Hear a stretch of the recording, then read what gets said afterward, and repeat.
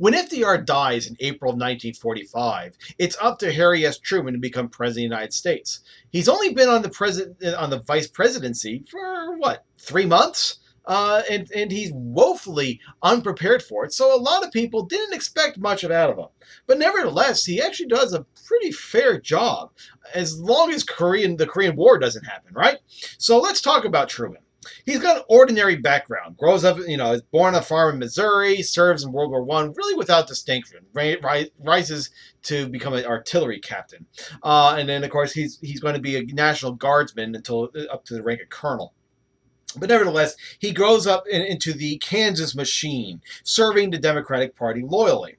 And in 1944, he's going to be nominated to be FDR's running mate for FDR's fourth term.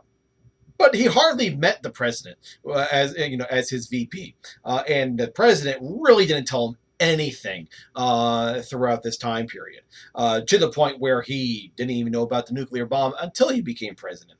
But one of the things that Truman had was he took responsibility. He's the president that had a sign on his door, on his desk, "The buck stops here," right? So he handles his job very well, even though a lot of people weren't expecting much out of him, right? So what he wanted to do is he wanted to keep the country going in the direction of the New Deal. It meant a national government as an agency of reform, protect economic stability, security, New Deal type of things, right?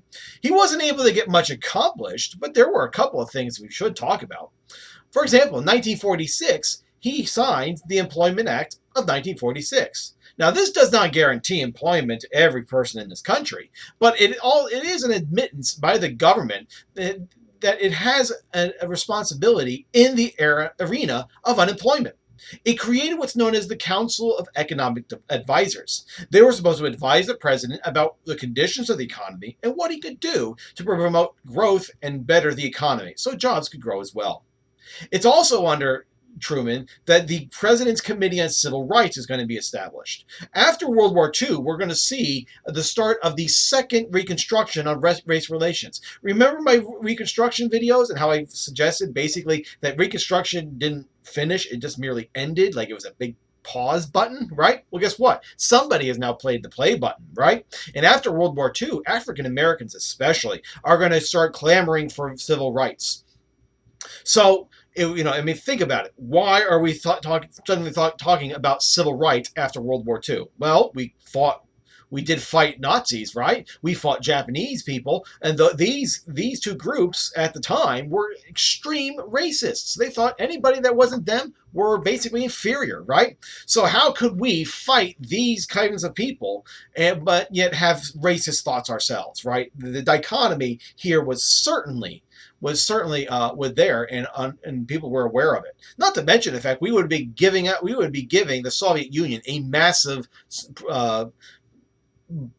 bullet points for their propaganda, going, hey, look what those Americans, they might be having the good economic times and and great material wealth, but look how they're treating their minorities, right? And this is especially during a period when the United States and the Soviet Union are competing for areas that the United States would think are filled with minorities, right? The third world.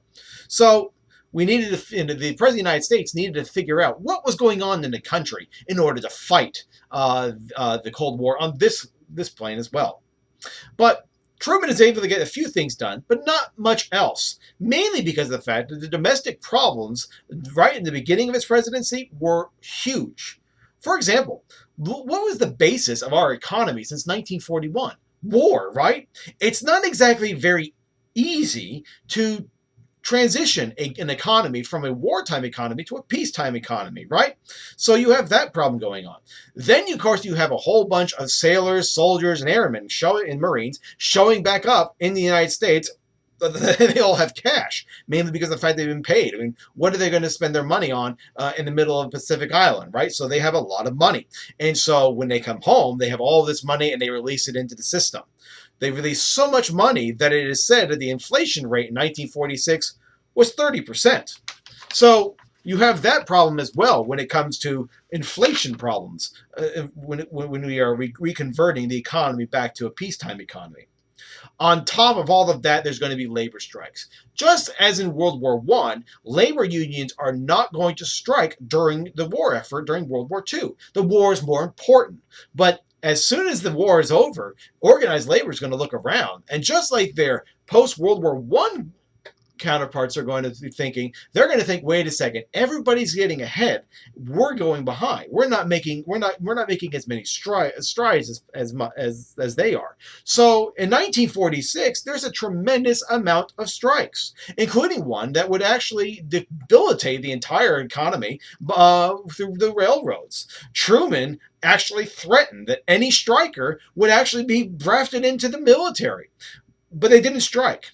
But nevertheless, 1946, there's a lot of labor strikes compared to the last few years before this, right? And so it's going to hurt the situation economically for the United States, and of course, politically for the Democratic Party.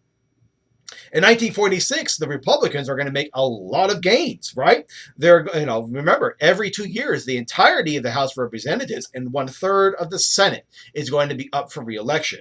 And the Republican slogan is, had enough, you get it, had enough labor problems, had enough inflation. And the Republicans, as a result of these labor strikes, inflation, and the difficulty to reconvert the American economy, is going to have a great day. And they're going to take both houses of Congress, both the Senate and the House. Now Truman has to deal with the House and Senate and the other party's hands.